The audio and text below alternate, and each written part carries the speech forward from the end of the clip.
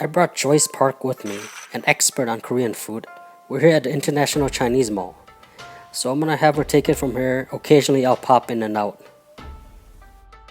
Hi, we have a special treat for you today. We're out here in Westmont, Illinois, and we're going to check out Chef David Park and Jennifer Tran's restaurant, Hanbun, which is a thoughtful Korean eatery with a contemporary twist. So Chef David Park has worked under some great restaurant legends such as Moscatello at Storefront Company and Takashi at Takashi and Ackett's at the Aviary. He was handpicked to prepare cuisine for Ban Ki-moon, who is the United Nations Secretary General. So let's go inside now and see what Chef David has to show us.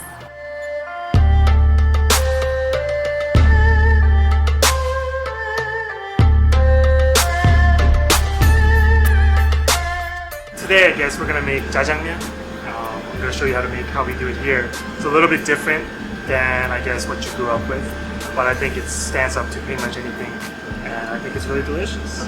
But first, let's explain to the public what JjaJangmyeon exactly is for people who don't know. JjaJangmyeon is a classic Korean Chinese noodle dish, typically made with hand-pulled noodles with different vegetables and cooked with fermented soybeans.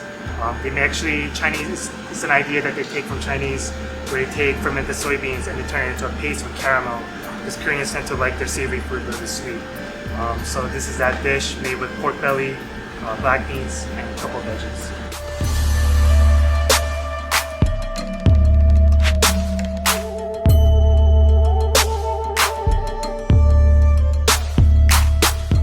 Kangol potatoes, zucchini, green cabbage, and yellow onions. Ingredients are all chopped up. It's time to head back to the kitchen. And here you'll see him toss out the onions and sweat it out a bit. Then he'll add the cabbage, give it a little jiggle, and he'll dash some more oil just to coat it to prepare for the zucchini. Now Chef Park says he'll add the potatoes last because they'll leave a starchy film on the pan. He doesn't want to get that on vegetables. And finally he'll render out the fat from the pork belly. Up next, Chef will explain the JjaJang sauce.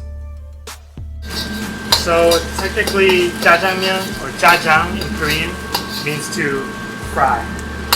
So this is fried chunjang, which is the black bean paste. And you're frying this out in a little bit of sesame oil to get that rawness out. And this is what's really going to develop that flavor for the JjaJang sauce. And if you miss this step, you're really not going to get a delicious JjaJang sauce that's all well balanced. Chef is whisking up some potato starch. It's going to act as a thickening agent for the sauce, and he's going to check to see if it's aromatically correct and give it a final taste test.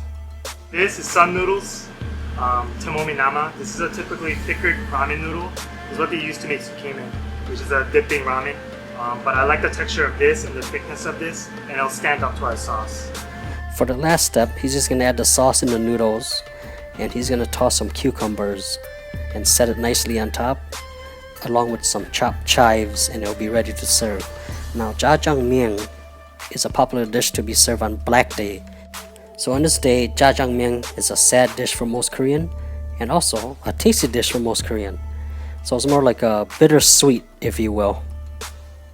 Definitely, if you're a fan of JjaJangmyeon, you gotta come over to Westmont to try Dave's version of JjaJangmyeon. It has a little contemporary twist to it, and you'll love it. If you haven't tried it, just as Dave said, it's sweet, savory, has that umami flavor. So if that doesn't pull you in, I don't know what will. What do you think about this? So this is my first time trying this dish, and let's see how it goes.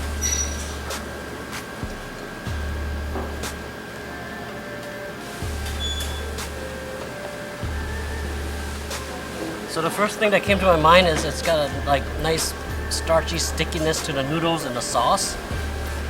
Like if you can't really slurp it like regular noodles, like if it was a clear broth, you know what I mean? So it gives it tension. I mean, does that make sense? Yeah, so he was talking about the viscosity by adding that potato starch, so it's not runny. So I'm gonna finish my meal here, and then I'm gonna go, say my goodbyes to Chef Park and thank him for everything.